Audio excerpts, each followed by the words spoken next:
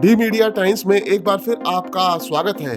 Queen's road स्थित Neelkanth colony Barsana धाम में श्री अलबेली माधुरी शरण महाराज के सानिध्य में चल रही 9 दिवसीय संगीतमय राम कथा में व्यासपीठ पर विराजित आचार्य राजेश्वर महाराज ने कथा के 5वें दिन मधुर भजनों व चौपाइयों के माध्यम से धनुष भंग, परशुराम संवाद और सीता विवाह का वर्णन किया।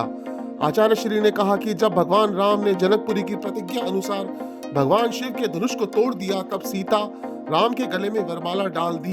तब राजा जनक ने अयोध्यापुरी राजा दशरथ को बारात लेकर आने का निमंत्रण दिया। सीताराम विवाह को लेकर पूरे पांडाल को रंग बिरंगे गुब्बारों और फूलों से सजाया गया।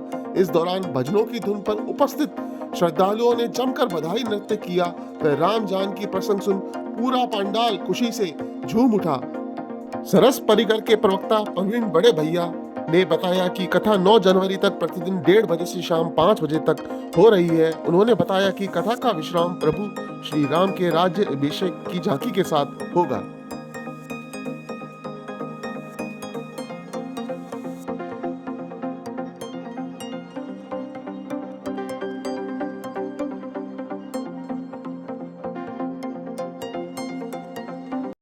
सीताराम सीताराम जय सीताराम सीताराम सीताराम सीताराम सीताराम सीताराम जय सीताराम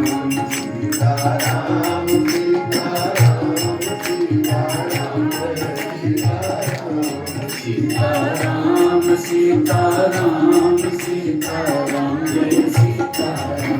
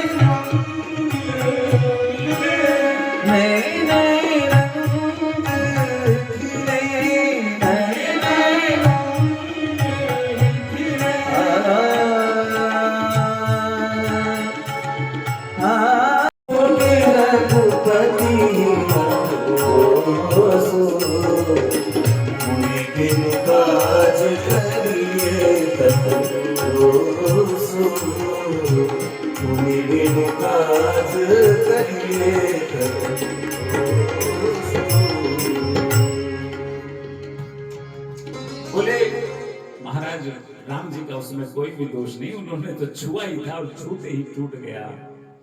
और बड़ी देर तक महाराज प्रभु यहाँ पर लक्ष्मण जी के और परशुराम जी के बीच बड़ा संवाद हुआ, बड़ा सुंदर संवाद। कभी वो कहते कि परशुराम जी कहते कि अरे बड़ी देर हो गई, तो लगता है मुझे जानता नहीं। अपने फरसे की तरफ देख करके बोले लगता है तूने हमें ऐसे साधारण जड़ बुनी समझ रखा है, खाते हैं भजन करके सो जाते हैं। बोले मैं उनमें से नहीं, मैं तुझे सोच रहा हूं कि बालक है इसलिए बालक समझ करके वध नहीं कर रहा हूं। लगता है तूने मुझे साधारण जड़ बुनी समझ रखा है, तू मेरे बारे में जानता नहीं। लक्ष्मण जी बोले कि आपसे ज्यादा और आप अपने बारे में कौन बता सकता है महाराज, आप खुद ही तो बता रहे हैं। परंतु बोले आप भी हमें साधारण बालक नहीं समझे महाराज, बार बार ये फरसा दिखा दिखा करके हमको डराने का प्रयास मत करिए। पुनि पुनि मोहि देखाव कुठारू, चहत उड़ावन फूंकी पहाड़ू। अब तब जनक जी ने कहा करे इनको रोकिए, लक्ष्मण जी को बड़ी देर हो गई है, महाराज वो क्रोध में है, इनका क्रोध। तब राम जी सामने आए कि हे प्रभु, बोले आपको क्रोध करने की आवश्यकता ही नहीं है, हम तो सब प्रकार से आपसे हारे हुए हैं। सब प्रकार हम तुम सनहारे, क्षमहु विप्र अपराध हमारे। विप्र वंश के असि प्रभुताई, अभय हो ही जो तुम्हें दयाल। भगवान परशुराम जी जो है उनसे कहते हैं कि आपके पास तो महाराज, बोले आप तो विप्र हैं, प्रहार करते हुए भी, दंड देते हुए भी हमारे लिए पूजनीय है। और बोले जो आपसे डरता है उसको तो फिर कहीं किसी से डरने की आवश्यकता नहीं है। और यदि आप क्रोध में हैं और आप कुछ करना चाहते हैं, आप मुझे दंडित करना चाहते हैं, तो आपके पास तो कोई और शस्त्र की आवश्यकता ही नहीं है, आपके चरण कमल ही महान शस्त्र है। बस वही शस्त्र है महाशस्त्र, जिससे अपना नीचा सर है। यदि उसका करें प्रयोग आप तो यह वक्षस्थल हाजिर है। विप्रों के हम हैं कृपा पात्र, यह ध्यान रहे इस ठोर प्रभु। उसकी भी छाप वहां पर हो, जिस जगह चिन्ह है और प्रभु। बोले प्रभु आपके चरण कमल ही महान शस्त्र, आपको किसी और शस्त्र की आवश्यकता भला कहां है। और हम तो सदैव विप्रों के कृपा पात्र रहे हैं, कोई बात नहीं। यदि आप अगर उपयोग करना चाहते तो ये वक्षस्थल प्रस्तुत है, कोई बात नहीं। एक चिन्ह पहले से है, एक चिन्ह और सही। याद दिला दिया कि आप ही के पूर्वज भृगु जी ने एक बार जो है पाद प्रहार किया था, जो चरण चिन्ह आज भी अंकित है। भगवान परशुराम जो है ना महाराज, स्वयं नारायण के ही अवतार हैं। परशुराम जी के लिए कहा है कि शिक्षकों में श्रेष्ठ शिक्षक है, और कोई भी उनके पास आया ना खाली हाथ नहीं लौट रहा है। यहां भी आए हैं तो वैष्णव धनुष प्रदान करने के लिए आए हैं राम जी को। और बोले इसलिए आगमन हुआ, बोले इसलिए कि बोले हे राम, अब तक अधर्म का नाश करके धर्म की स्थापना का दायित्व तो मुझ पर था, परंतु अब ये दायित्व मैं आपको सौंपने के लिए आया हूं। लेकिन इस धनुष के बिना काम बनेगा नहीं, ये धनुष आपको सौंपने के लिए आया। तो बोले लोगों ने कहा कि महाराज उन्होंने तो कहा धनुष को चढ़ा करके दिखाओ तब दूंगा। तो बोले लोकाचार बस ये तो करना ही होता है कि उस भगवान शिव का वो धनुष है, वैष्णव धनुष है, उसको ऐसे ही थोड़े नहीं देते हर किसी को। सारी दुनिया कहे हाँ ये योग्य है इसके, इसलिए तब जाकर के बोले पहले चढ़ा करके दिखाइए। भगवान श्री कृष्ण को सारंग धनुष और सुदर्शन देने वाले भगवान परशुराम, भीष्म पितामह को दुनिया भर के अस्त्र शस्त्र दिए, द्रोणाचार्य को भी अस्त्र शस्त्र प्रदान किए, सबको कुछ ना कुछ दिया, कोई खाली। और महिलाओं के लिए खड़े रहे, भीष्म पितामह से भिड़ गए। गोकर्ण मुनि के लिए धनुष तान दिया समुद्र पर कि दूर हो जाओ, समुद्र को पीछे हटा दिया। गोकर्ण क्षेत्र है ना महाराज, गोवा से आगे चलते हम जब भारत की यात्रा पर थे महाराज से, अभी जब पूरे 3 वर्ष भारत की यात्रा की, जब मैं वहां पर गया, एक बड़ी चिपलून एक जगह है, उसके पास में ही जो है एक छोटा गांव है समुद्र के किनारे, वहां गया। बड़ी अच्छी बड़ी ऐसी मूर्ति बना रखी है उन लोगों ने, भगवान परशुराम धनुष लेकर के खड़े हुए हैं समुद्र की तरफ, समुद्र के किनारे बड़ी मूर्ति, विशाल मूर्ति बनाई हुई है। बिल्कुल रत्नागिरी से लगभग 50 किलोमीटर नीचे जो है गोवा पर उसका संगम क्षेत्र है, वो दक्षिण महाराष्ट्र में, वैसा ही बिल्कुल मूर्ति गोकर्ण से करीब 50 किलोमीटर पहले। तो और यहाँ हम लोग तो परशुराम जी को उतना जानते नहीं, मानते नहीं, पर वहां तो जो है ना वो चित्तपावन ब्राह्मण कहते हैं हम तो हैं ही परशुराम जी के वंशज। भगवान परशुराम जी के लिए एक बड़े भाव से संत कहते हैं कि ऐसे करुणाशील, हर जहां भी देखा अधर्म तुरंत खड़े हो गए। पर उन्होंने कहा कि वो ही कपट छल छिद्र न भावा, अपनी पहचान छुपा करके कर्ण गया, उसने शिक्षा ली। देख तूने पहचान छिपा करके शिक्षा ली है, इसलिए चूंकि मैंने शिक्षा तो प्रदान कर दी, पर मैं तुझे श्राप देता हूं कि शिक्षा की जब तुझे सबसे अधिक आवश्यकता पड़ेगी उस समय तू इसे भूल जाएगा।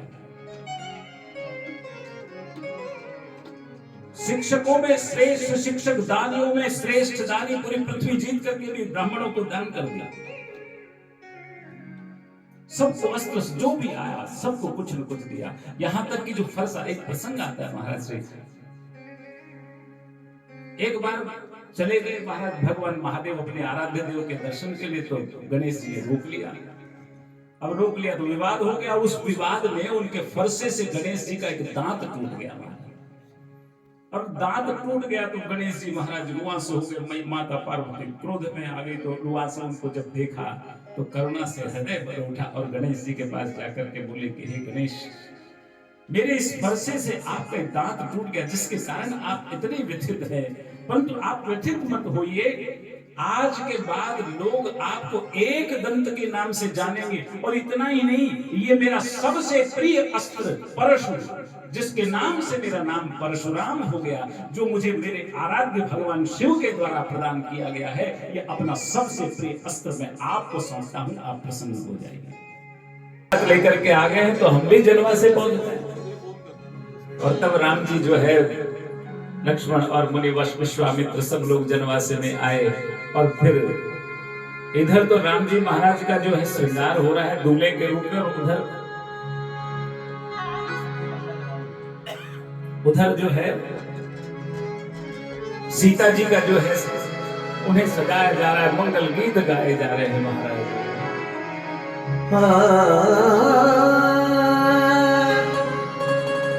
साजन आयो ही सखी सखी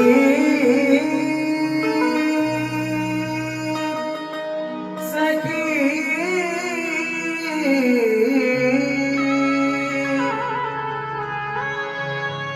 साजन आयो ही सखी राज समाज दूरिश दुंदुभि बाजनी हर राज समाज दूरिश दुंदुभि बाजनी घनी सही सुमन सुर हरषि कहि जय जय जय रघुकुल मणि बरसहि सुमन सुर हरषि कहि जय जय जय रघुकुल मणि। भांति जानि परात आवत बाजने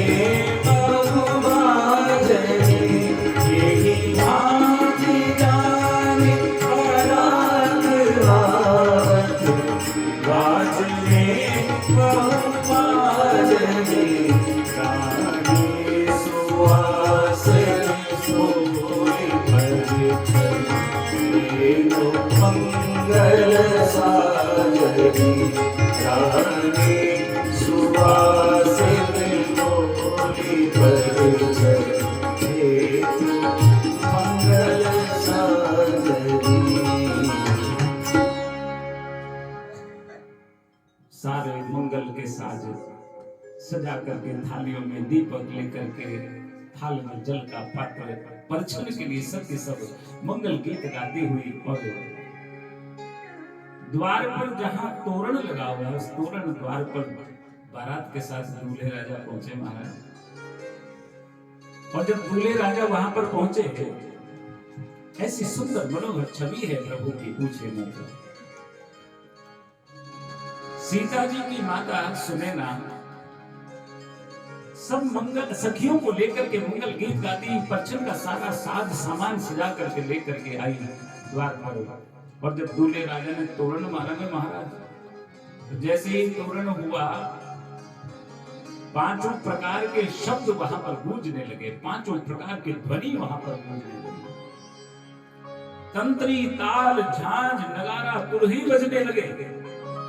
तो पांचों प्रकार की ध्वनि, वेद ध्वनि, वंदी ध्वनि, शंख ध्वनि, भूलू ध्वनि और जय जयकार की ध्वनि वहां पर जैसे ही तोरण मारा प्रभु श्री राघवेंद्र सरकार ने वहां पर गूंजने लगे। आज मिथिला नगरिया निहाल सखिया, आज मिथिला नगरिया निहाल सखिया उचारो उचारो दुल्हा में बड़का कमाल सखिया चारो दुल्हा में बड़का कमाल सखिया आज मिथिला नगरिया निहाल सखिया।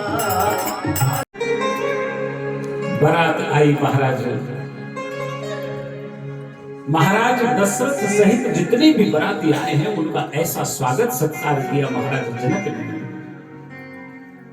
जैसे सभी समझी सबका समान रूप से। और आज गोस्वामी तुलसीदास जी कहते हैं कि हमने दुनिया भर के ब्याह देखे महाराज इस ब्रह्मा की सृष्टि में, पर समधी आज पहली बार देखे।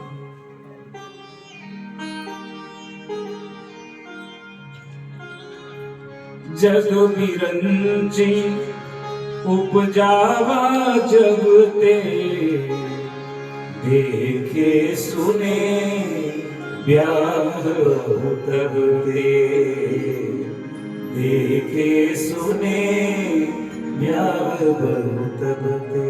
सकल भांति सम साजु समाजु, सकल भांति सब सारी समाजो सम समधी देखे हम आजो, सम समधी देखे हम आजो। गोस्वामी तुलसीदास जी कहते हैं कि समधी आज पहली बार देखे। समधी मतलब दोनों बराबर होने चाहिए ना महाराज। और बराबरी क्यों है? क्योंकि दोनों ही चक्रवर्ती सम्राट हैं महाराज। और सबसे बड़ी बात तो कि दोनों ही ज्ञानी हैं, दोनों ही संयमी भी हैं। दोनों का नाम भी 4-4 अक्षरों का महाराज। इधर दशरथ और उधर जनक। 4 अक्षर हो गए ना जनक में? नहीं हुए? अरे महाराज जनक तो उनकी उपाधि है, उनका नाम तो सिरध्वज है। 4-4 अक्षरों के नाम दोनों के। रानियां उनके नाम भी 3-3 अक्षरों के, चाहे कौशल्या हो महाराज, चाहे कैकेयी हो, चाहे सुमित्रा और इधर सुनैना, 3-3 अक्षर के। सबसे बड़ी बराबरी की बात तो ये है कि एक तरफ स्वयं भगवान नारायण रघुनंदन बन करके पधारे हैं, तो दूसरी तरफ लक्ष्मी सीता बन करके प्रकट हुई हैं। कौन बड़ा कौन छोटा हो सकता है महाराज? और उसके बाद महाराज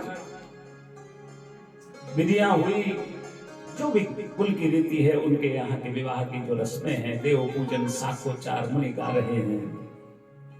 मार्गशीर्ष शुक्ल पक्ष की पंचमी को गोधूली वेला में पूर्वा फाल्गुनी नक्षत्र में ये ब्याह हुआ। अब तो पूर्वा फाल्गुनी नक्षत्र में कोई करता ही नहीं ब्याह। बोले राम जी का हुआ था, 14 वर्ष वन में रहे थे, तो बोले इस नक्षत्र में ब्याह मत करो महाराज, बेटा बहू दोनों जो है ना परदेश चले जाएंगे। अब आजकल वन में तो कौन जाता है महाराज? पर परदेश नहीं चले जाए कहीं। बच्चे तो आजकल वैसे ही तैयार होते हैं कि जैसे ही कोई मौका मिला, अमेरिका, लंदन वगैरह कहीं नौकरियां ऐसी है महाराज जो पूरी दुनिया में जो है आजकल तो भारत का डंका वैसे ही गुजरा है।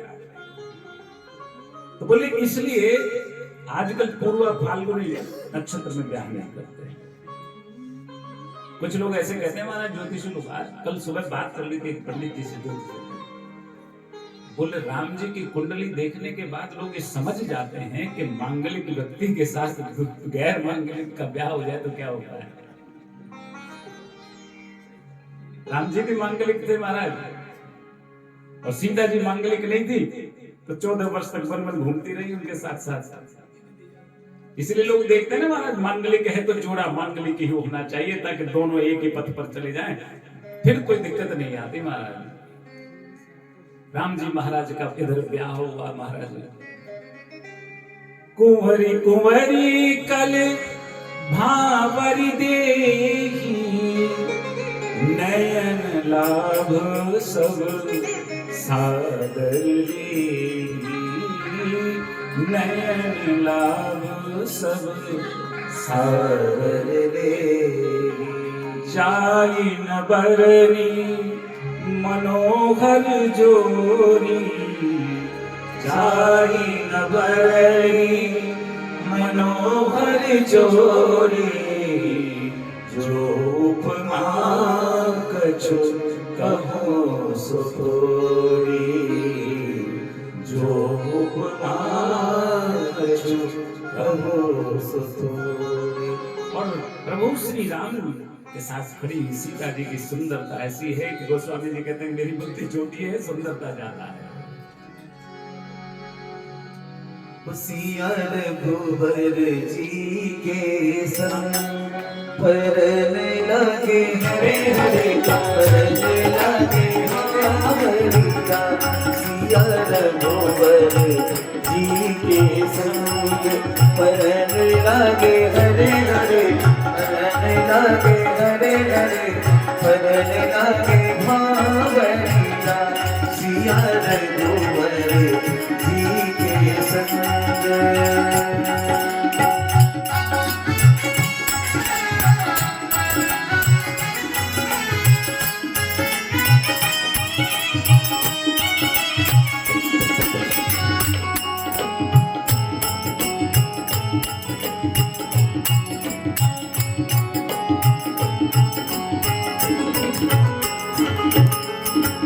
कुंवर कुंवरी करे भावरी कुंवर कुंवरी करे भावरी देगी नयन लाभ सब सार लेगी नयन लाभ सब सार लेगी जाई न बरनी मनोहर जोड़ी जाई न बरनी मनोहर जोड़ी जो उपमा कछु कहो सो थोड़ी राम सिया के